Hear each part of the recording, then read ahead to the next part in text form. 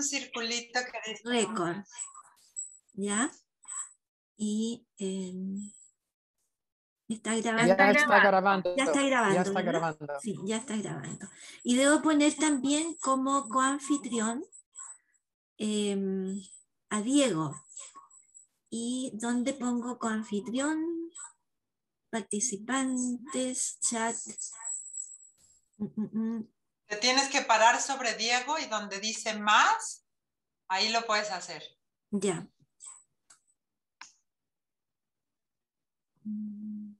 Aquí. Perfecto. Bien, entonces ahora sí. Bueno, llegó el día y por lo tanto es un día muy especial y saludo a todas y a todos quienes se han conectado y que nos acompañan en esta conferencia, tanto de Chile como de México, de El Salvador y de otros países de Centroamérica. En primer lugar, muchas gracias, Dorotea, directora del Instituto de Estudios Internacionales, por acompañarnos en este panel. Muchas gracias y un saludo muy especial a nuestros invitados especiales, Alex Segovia, Celia Medrano y Luis Eduardo Escobar. En primer lugar, quisiera contarles por qué estamos haciendo este conversatorio. La Cátedra Centroamérica del Instituto de Estudios Internacionales de la Universidad de Chile se ha propuesto acercar un poco el sur con Centroamérica, acercar un poco a Chile con países que tienen una historia política muy interesante, que ha tenido impacto en América Latina, que tienen una realidad muy compleja, con muchas turbulencias, y que estimo que hay muchas razones, objetivas y subjetivas, para pensar que puede tener un buen futuro y jugar un rol muy importante en toda la región de América Latina. Perdona, María Inés, parece que tienes abierto algo más y se acopla el sonido. Creo que Rafael tiene que... ¿O el celular tendrá? Ah, ya.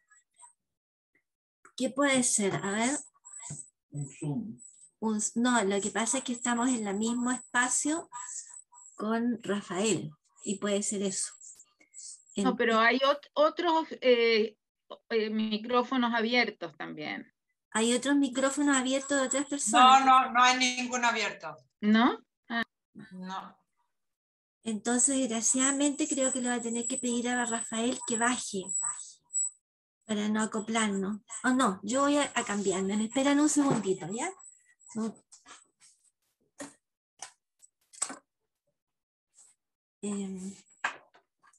Me voy a cambiar a otro escenario, ¿ya? ¿Me puedes llevar mi papel y el lápiz para abajo?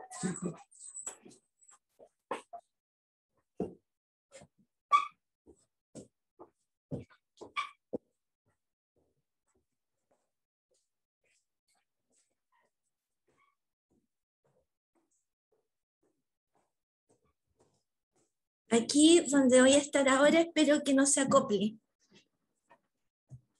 Ustedes me dicen. Ya tuvimos una linda gira por tu casa. Tuve una gira por 3 pisos.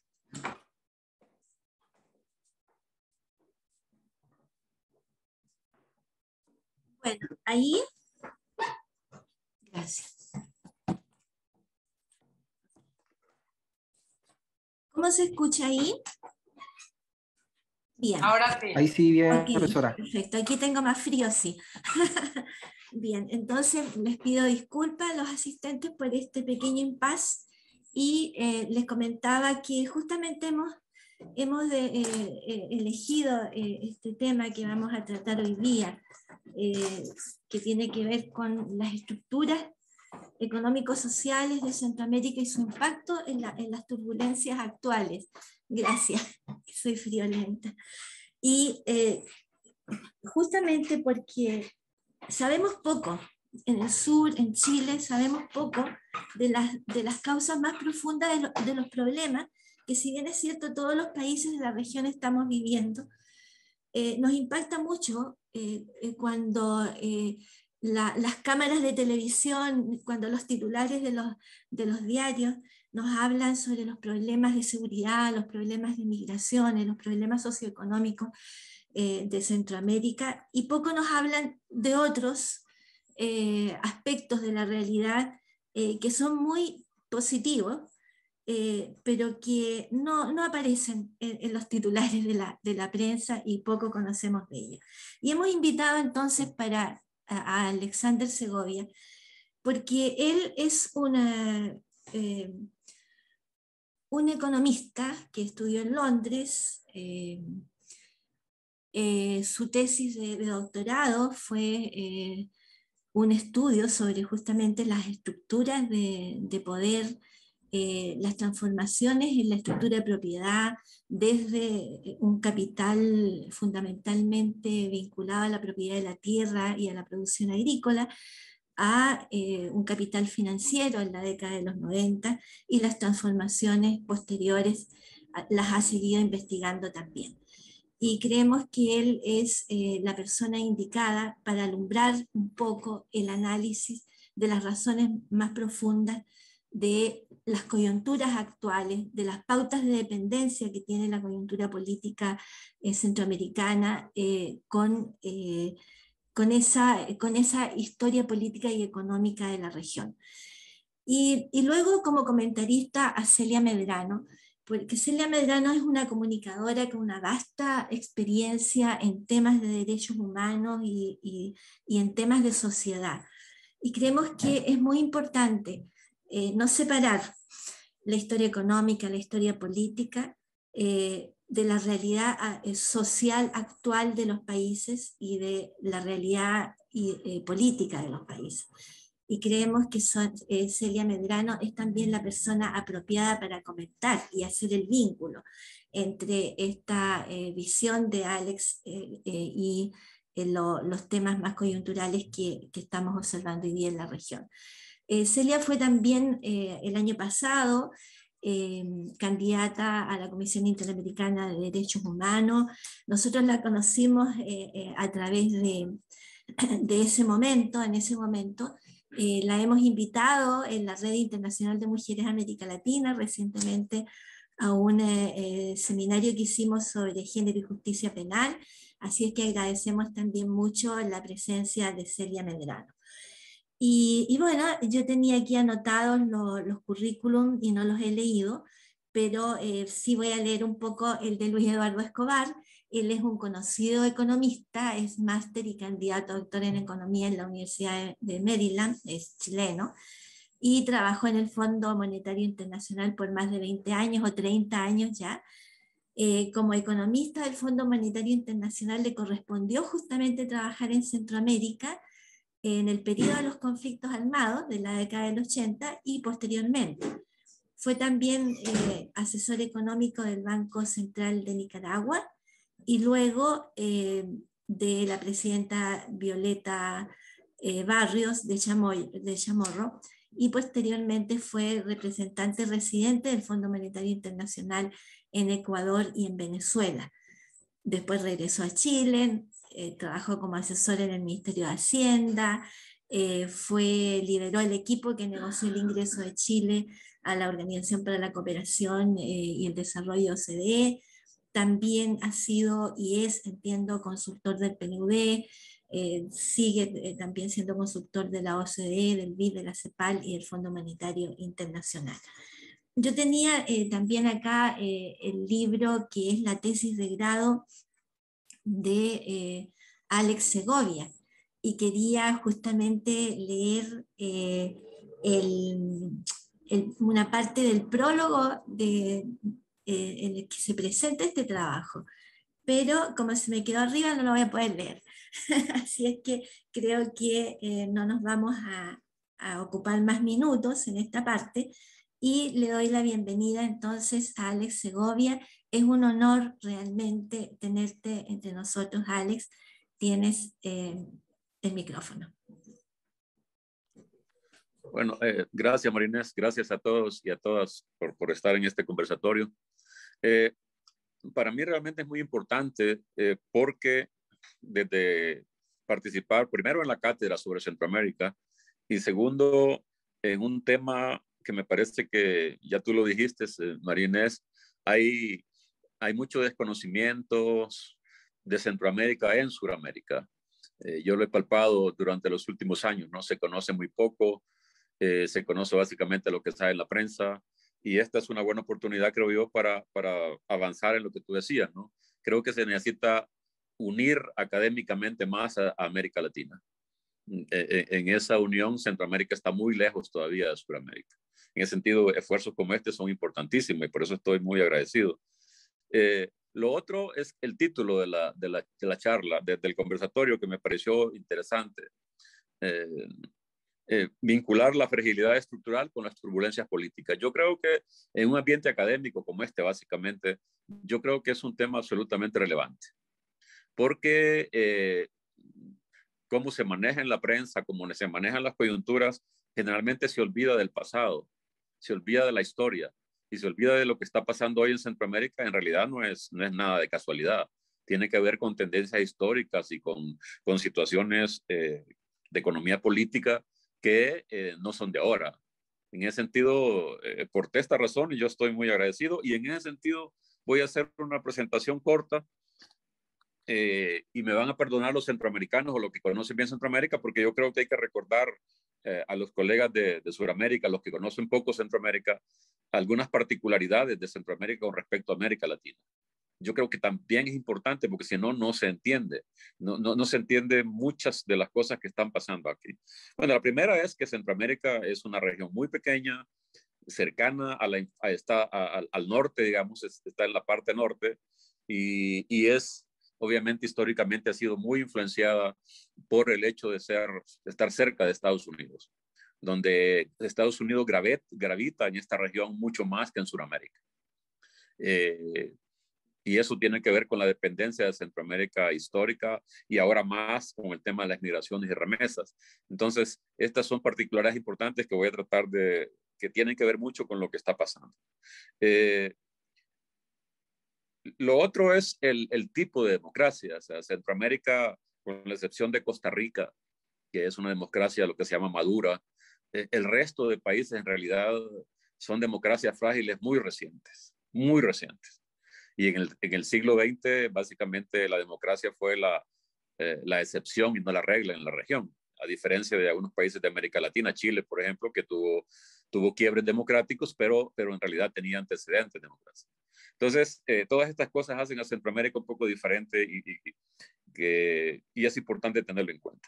Dicho esto, entonces yo voy a desarrollar 3 o 4 ideas para la discusión, porque en realidad no hay mucho tiempo más. La primera tiene que ver con la moda que está en Centroamérica ahora, con la crisis de Centroamérica.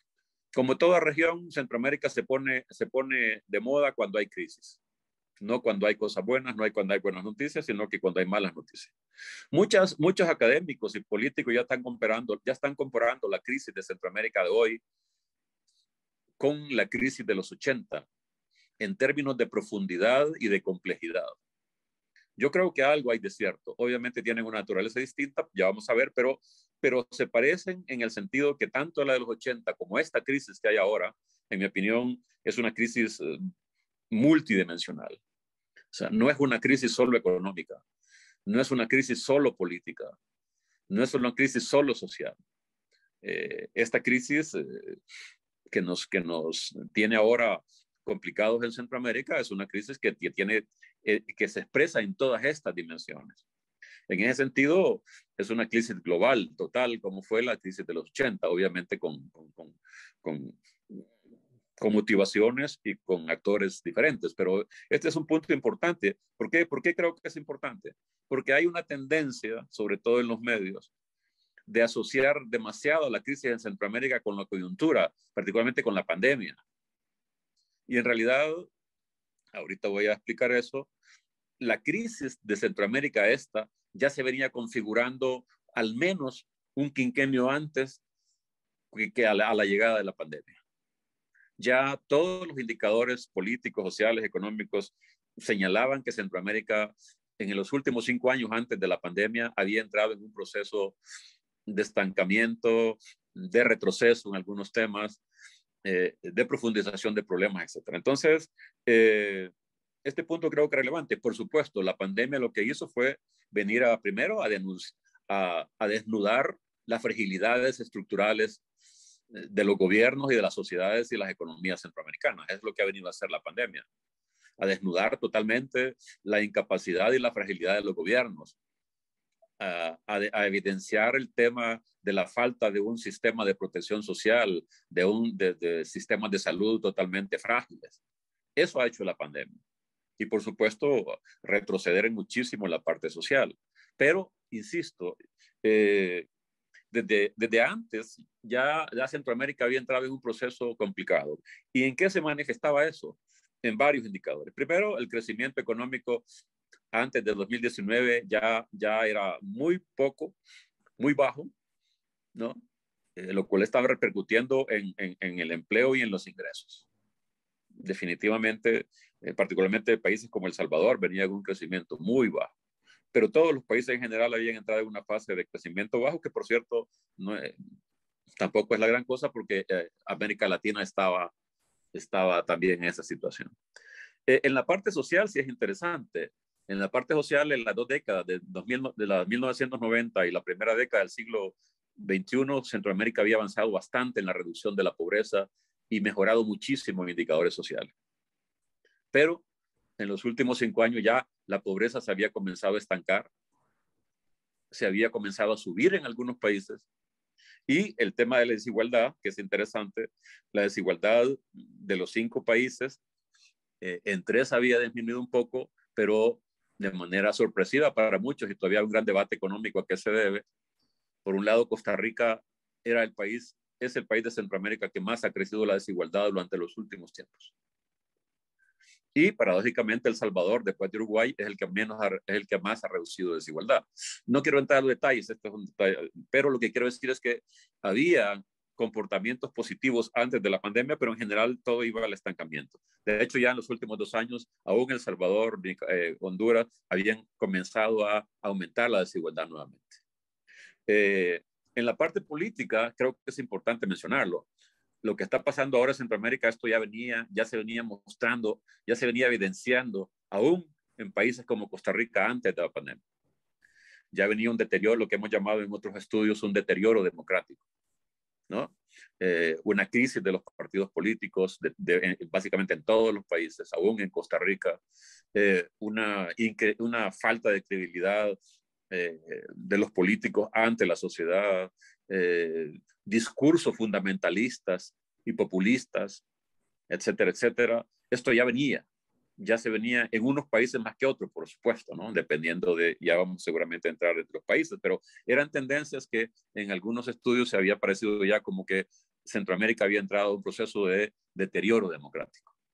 Y esto es importante porque hasta hace poco, hay que decirlo, había un consenso académico y político, creo yo, de que uno de los grandes logros de Centroamérica después de la guerra había sido las reformas políticas.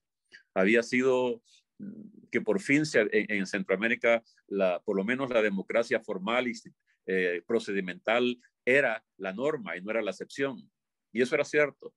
Las elecciones se respetaban, etcétera, etcétera. Entonces, hubo reformas en algunos países importantes en la parte judicial, en la parte política, etcétera, etcétera. Entonces, este logro, post acuerdos de paz, se veía como que era uno de los principales avances de Centroamérica.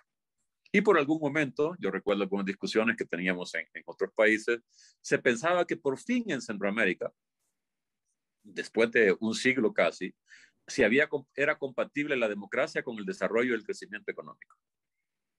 Inclusive había unas visiones muy optimistas sobre eso. En realidad, lo que estamos viendo es que todo eso era aparente. Era aparente y que en realidad, como veremos ahorita, que es el segundo tema que quiero plantear, en realidad estos problemas se deben a que no hemos resuelto los principales temas estructurales que han padecido Centroamérica históricamente. Es decir, en ese sentido, en Centroamérica estamos siempre en una bicicleta, en la famosa frase, ¿no? En una bicicleta estacionaria, ¿no? Hacemos muchísimo, pero estamos en el mismo lugar. Hace poco un prestigioso sociólogo y historiador de Costa Rica decía, en realidad, a raíz del bicentenario, ¿no? Después de 200 años, si uno revisa, si uno se pone serio, en realidad Centroamérica sigue teniendo los mismos 3 problemas de siempre. Los mismos 3 problemas. Uno, sistemas económicos, modelos económicos que ni son eficientes, que son excluyentes, que son concentradores y que crean muchísima concentración de la riqueza y el ingreso en pocas manos y también crean muchísima concentración de poder. Ese es un tema que lo estamos viendo evidentemente ahora, pero que es un tema no resuelto, que se pensó que se estaba resolviendo a través de las elecciones de la democracia. Y efectivamente en algunos países hubo avances, pero en otros no. Nicaragua, Guatemala y Honduras creo que son casos típicos, en Guatemala sobre todo, ¿no? Donde inclusive un proceso de paz, donde las estructuras de poder y las estructuras económicas básicamente son el país donde han cambiado menos en todo este tiempo. El primero entonces es que seguimos ensayando modelos económicos, ensayando estrategias económicas, pero sin resolver el problema principal, que es el tema del bajo crecimiento, de la distribución y de la concentración de poder económico y político. El segundo problema no resuelto es el tema de la democracia. Y yo creo que esta es una lección que tenemos que hacer los centroamericanos y los latinoamericanos y también los otros actores que ya me voy a referir. Es decir, claramente Centroamérica en estos últimos 30 años mostró de manera, pero como de laboratorio, de que no basta con avanzar en la democracia formal instrumental. O algunos le llaman que no basta con avanzar en la democracia electoral. Pueden haber elecciones libres, pueden haber elecciones competitivas, pero si no se da el salto a una democracia más participativa, que comience a democratizar el poder económico y político, en realidad la democracia tiene sus límites. Y en mi opinión ese es el principio, ese es lo que está demostrando hoy Centroamérica. Al final, en los últimos 30 años, en la democracia que teníamos, las bases eran demasiado frágiles, porque no estaban sustentadas en una democratización del poder económico y político y social. Estaban sustentadas en una formalidad que es importante, pero que no es suficiente.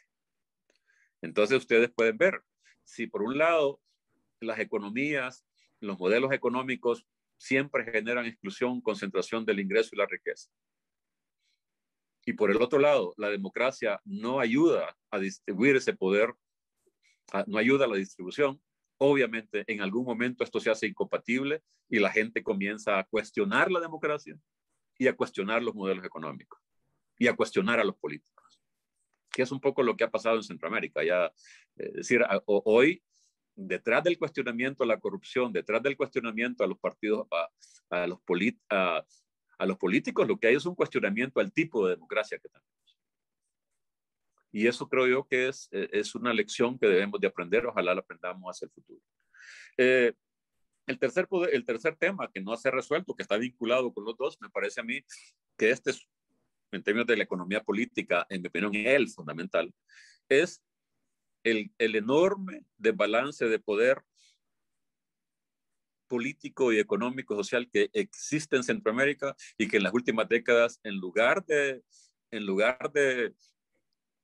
disminuir ese desbalance, ha aumentado. Ha aumentado, hoy la riqueza está mucho más concentrada que nunca. Ya Centroamérica tiene la legendaria, ¿no? La legendaria fama de ser de las regiones más concentradas del mundo. De América Latina era la más concentrada, particularmente El Salvador y Guatemala. Hoy, aún Costa Rica es de las sociedades más concentradas de América. Digo, ese tema, hay multimillonarios, unos cientos, que controlan todo el poder económico y político. Por el otro lado está, pese, insisto, a los avances que han habido en términos de reducción de pobreza y de desigualdad en algunos países. Y el problema, en mi opinión, es la desigualdad en el desbalance en el poder político. Si por algo se ha caracterizado históricamente Centroamérica, es porque, a diferencia con el sur, en Centroamérica las élites económicas y políticas han tenido mucho más control, mucha más incidencia sobre los estados y sobre las sociedades. Obviamente estamos hablando en general, pero podemos ir en detalle, pero como región, digamos, ese sí se puede sostener esa tesis. Bueno, ese sigue ocurriendo, con algunos casos importantes, la llegada de actores emergentes. Las élites económicas en Centroamérica siguen controlando el poder económico y político, directa o indirectamente, y lo que es peor, siguen oponiéndose a la redistribución y a la democracia real. Y entonces, claro, con semejante situación, ahí está la fórmula adecuada para la crisis. Es decir, y en un contexto entonces donde la economía y lo social va retrocediendo, la democracia está cuestionada, era cuestión de tiempo y es cuestión de tiempo para que los problemas políticos comiencen a surgir, para que los populismos comiencen a surgir, para que los autoritarismos comiencen a surgir. Solo era cuestión de tiempo. Y lo que efectivamente ha sucedido. Entonces, yo creo que en resumen, desde el punto de vista histórico de economía política estructural, Centroamérica hoy refleja el gran fracaso en resolver los tres problemas históricos que ha tenido. El problema del desarrollo, el problema del desarrollo social y el problema de la democracia. Por supuesto, cuando uno va de país en país, uno puede ir viendo los matices y las diferencias, que es importante también para los amigos del sur, ¿no? Yo ahorita, en los últimos 5 o 6 años, hoy me he hecho centroamericanista, soy centroamericano. No me gusta ya analizar país por país, porque creo yo que se pierde mucha perspectiva. Y una de las cosas que uno puede, al analizar Centroamérica como región, yo sí creo que ahí uno ve los matices y las diferencias entre los países. Por supuesto, Costa Rica históricamente tiene un desarrollo distinto, una democracia distinta. Guatemala, El Salvador, Nicaragua, etc. Pero en su conjunto ahora, creo yo que pese a la diversidad, pese a los distintos balances de poder, matrices de poder que existen, tienen estas características que hemos estado mencionando. Y esto me lleva a mí ahora rápidamente a meter el elemento externo en este análisis. Y sobre todo el rol de la comunidad internacional, de Estados Unidos, de los europeos, etcétera, sobre todo Estados Unidos. Lo que está pasando en Centroamérica, y de nuevo hay que matizarlo, alguien puede decir, y efectivamente en realidad muchos de los problemas no son únicos de Centroamérica. La vez pasada un amigo mío que estábamos en una conferencia me decía, mira Alex, pero eso que vos estás diciendo de deterioro de democracia, de estancamiento económico, del surgimiento del populismo en realidad es mundial.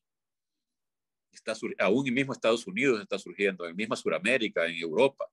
Efectivamente. ¿Qué quiero decir yo con esto? Que tenemos un reto académico e intelectual. Hay tendencias internacionales que en el caso de Centroamérica están jugando muchísimo. Y han sido factores que han profundizado y desencadenado estos procesos que tenemos ahora. Uno, para no ir muy lejos, es la administración Trump de Estados Unidos. O sea, el gobierno de Trump mandó señales a Centroamérica de que la gente de Centroamérica, los políticos, podían hacer cualquier cosa, aún ir en contra de la democracia, siempre y cuando se satisfacieran sus agendas, sus intereses estratégicos, básicamente la migración y la seguridad. Y ahora voy a poner una hipótesis que es muy, muy controversial, pero yo la creo más que nunca. Centroamérica siempre ha estado influenciado por la comunidad internacional. Y en la crisis de los 80, la comunidad internacional jugó un papel fundamental. Desde el grupo de Contadora hasta Estados Unidos, los europeos, etcétera, etcétera, en la solución de los problemas. Hoy, en mi opinión, Centroamérica está sola. Centroamérica está sola y eso le agrega un elemento adicional de complejidad a la agitación actual. Porque la comunidad internacional tiene sus propios problemas, Estados Unidos tiene sus propios problemas, Europa sus propios problemas y ahora, francamente, y lo estamos viendo ahora con lo que está pasando en Centroamérica, nadie está dispuesto a jugársela por Centroamérica, al menos hasta ahora. Y eso sí es un elemento nuevo con respecto a los 80 y hay una discusión si eso es bueno o malo. Para algunos es malo porque entonces el hecho de que no haya un contrapeso internacional a los actores externos, a los actores internos, por lo menos, eso plantea un enorme reto en términos de un mayor deterioro que puede haber. Es decir, Estados Unidos o los europeos en algunos casos jugaban un contrapeso importante, han jugado un contrapeso importante históricamente, en algunos casos, en otros han sido factores también de disturbio. Pero ahora, por las razones que sean, los actores internacionales no quieren jugar ese factor de contrapeso. Y eso tiene la parte mala entonces que los actores centroamericanos se sienten con el derecho y no se sienten alarmados, presionados de que hay alguien que los pueda detener con respecto a lo que estén haciendo. Esto es un elemento fundamental.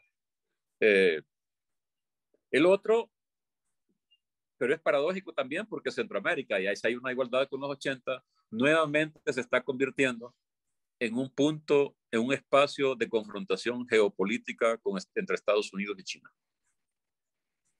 Y eso lo estamos viendo particularmente en países como El Salvador ahora u otros, donde claramente se ve de que Centroamérica a nosotros nos hizo muchísimo daño, y a América Latina, el hecho que nos metieran como parte, como peones de la Guerra Fría.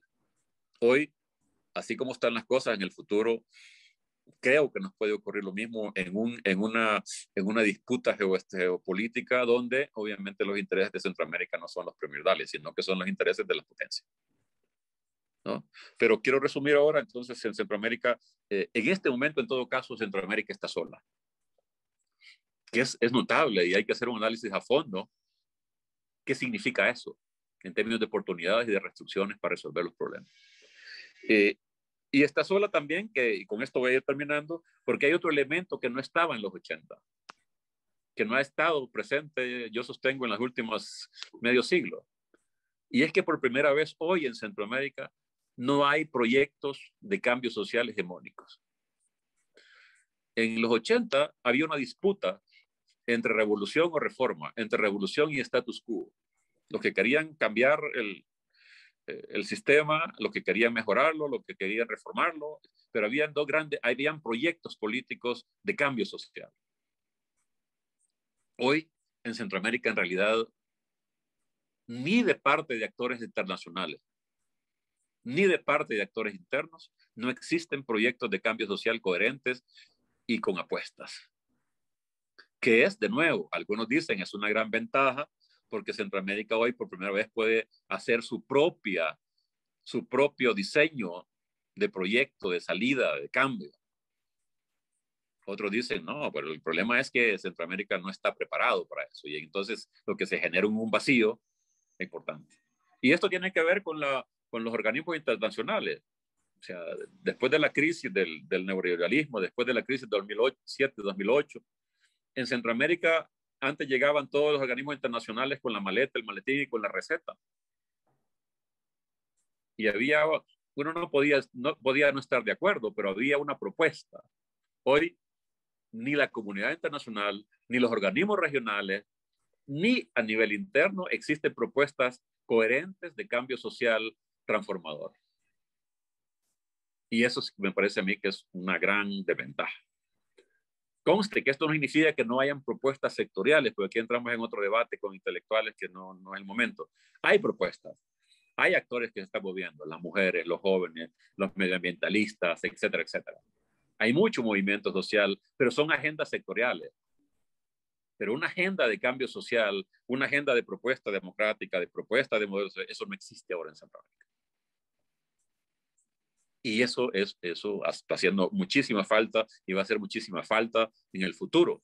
Sobre todo que ahora, en términos económicos sociales, estamos viendo una crisis, sobre todo en lo social, sin precedentes. CEPAL está hablando de una década de retroceso. Y entonces el problema es cómo la vamos a enfrentar hacia adelante. Termino rápidamente con los desafíos, entonces. Alguien comentaba hace poco en otro evento, bueno, pero cuando Centroamérica ha resuelto los problemas, es cuando se ha puesto, más allá de las diferencias, se ha puesto de acuerdo en un tema básico. Y ponen de ejemplo en los 80. cuando el tema básico que al final se resolvió con Contadora, después con Esquipulas 1 y 2, el tema básico que posibilitó apartar las diferencias y ponerse de acuerdo fue el tema de la paz, ¿no? Resolver los conflictos y buscar la paz. Y efectivamente, la gran pregunta hoy, ¿cuál es el gran tema básico que puede unir a Centroamérica? Yo creo que solo hay uno. Y es, en mi opinión, el tema de la democracia. Y con esto termino una posición controversial. El problema principal de Centroamérica es esencialmente político, no es económico ni es social. Es político. Y hay que resolverlo políticamente. Y ahora, y eso solo hay que resolverlo en un contexto de democracia. Por lo tanto, yo creo que el tema central en Centroamérica ahora es el tema de la democracia. Si la democracia se deteriora, se va deteriorando, creo que entramos en un escenario de crisis muy grave en Centroamérica. Pero si el tema de la democracia se va resolviendo, se buscan salidas hacia el futuro, creo que es el tema para comenzar a discutir. Obviamente es un tema difícil porque está el tema del poder, ¿no? Nacional, regional e internacional. Yo me quedo hasta acá. Espero haber sido lo suficientemente, por lo menos provocativo, para que generemos un debate interesante. Gracias. Bien, bien, muchas gracias Alex, también gracias por atenerte al tiempo. Creo que los dos últimos temas que tú has abordado introducen bien la intervención de Celia Medrano. Y quisiera que en tus palabras, Celia, pudieras referirte también a esta apreciación un tanto pesimista, podríamos decir, entendiendo que es bueno tener una posición que sea realmente realista para a partir de ahí levantar expectativas más positivas. Porque el que no haya proyecto político no es una buena noticia, ¿verdad? Por lo tanto, creo que tú podrías también abordar hasta qué punto tú ves que ese es un diagnóstico que tiene, en tu punto de vista, cuántos visos de realidad tiene, tal vez, no sé, en cada uno de los países o en El Salvador específicamente. Y si estás de acuerdo también en que tenemos que ponernos de acuerdo en cuál es el tema que une a Centroamérica y si ese tema es como aprecia Alex la democracia. Adelante, Celia, tienes tus 10 minutos. Bueno, muchas gracias al instituto, muchas gracias por el espacio. Realmente creo que esto es un elemento muy importante en el sentido de que Centroamérica tiene que ver al sur. Y tenemos que trabajar la cooperación sur-sur si queremos tratar de abordar las problemáticas que nos ha retado Alex Segovia con respecto a lo que pasa en la región. Si bien es cierto, hay un interés geopolítico en la región por parte de Rusia, por parte de los Estados Unidos aún y por parte de China, por decir los más visibles, también habría en la complejidad del mundo árabe, también se está viendo Centroamérica, todo está visto hacia esos lados. Y creo que tenemos que poner atención a algo que no es nuevo, pero que sí debe de ser retomado, y es la capacidad de la cooperación de sur-sur y tratar de que Centroamérica mire más al sur que al norte, a Europa o hacia otros países, hacia otros continentes. Dicho esto, me gustaría más generar la intervención desde una lógica de complemento a lo que ha planteado Segovia, en elementos que tienen también que ser incorporados a mi juicio en el análisis.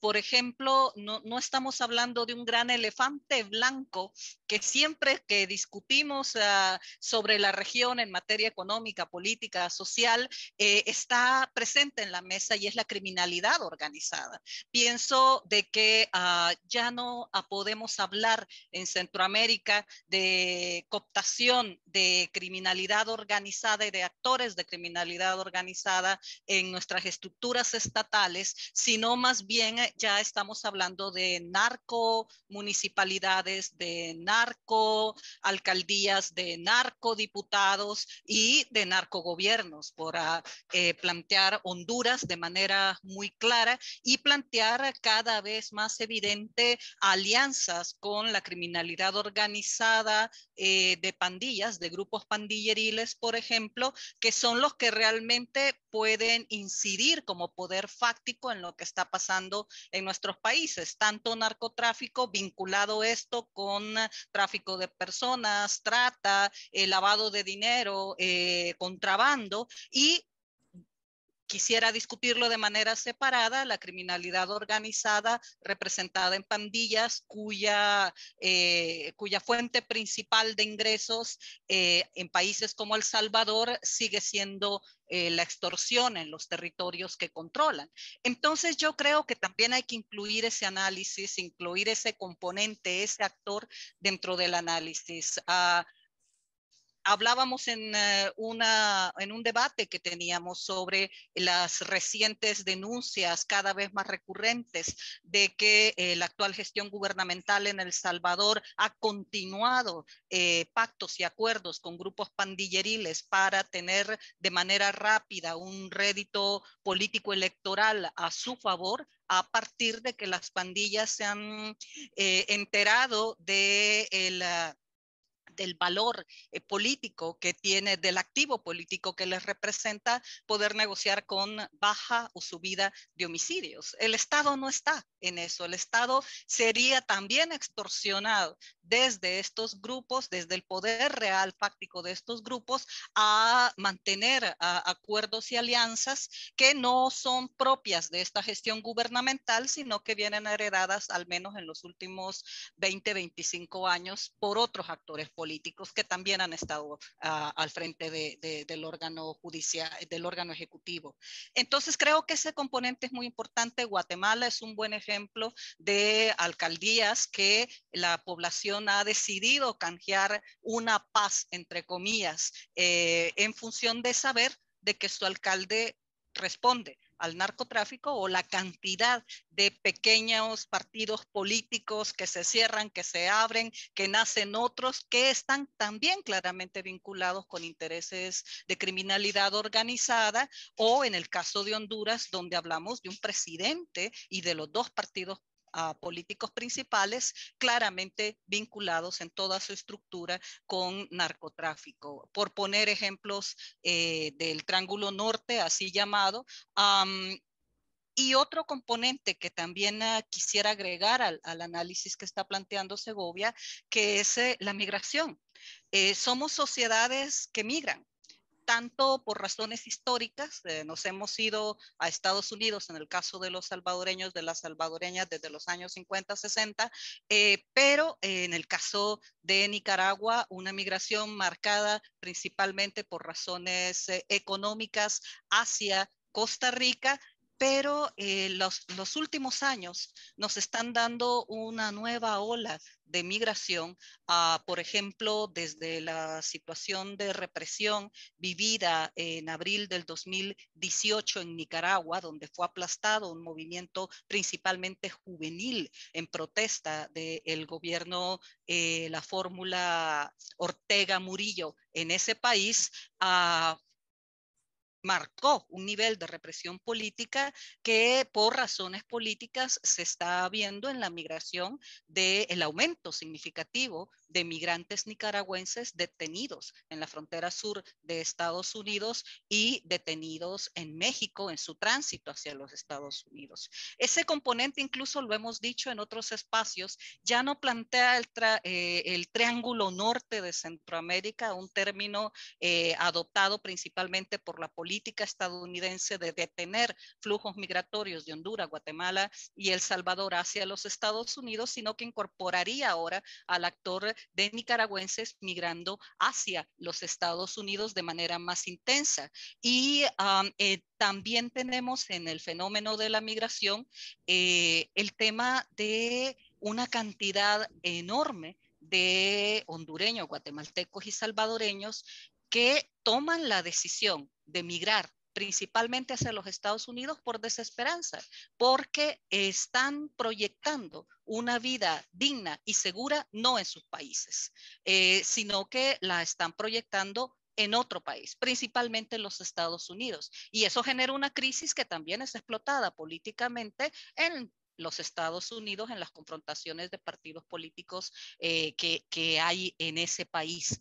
Partiendo de eso, si hay tiempo hablaré de números, pero por el momento quisiera avanzar en el sentido de que sí estoy de acuerdo en que no pudimos generar de manera adecuada lo que se llamó el tránsito hacia nuestras democracias en nuestros países a partir de procesos Esquipulas I, proceso Esquipulas II, cuando se dieron los acuerdos de paz en Guatemala y El Salvador principalmente, y en una modalidad distinta, pero en Honduras también, no pudimos generar procesos de transición hacia de la guerra, de los conflictos armados hacia la paz de manera exitosa, precisamente porque no se generó la fortaleza y la institucionalidad necesaria, lo suficientemente fuerte para poder resistir ante actores fácticos de criminalidad organizada y de intereses meramente políticos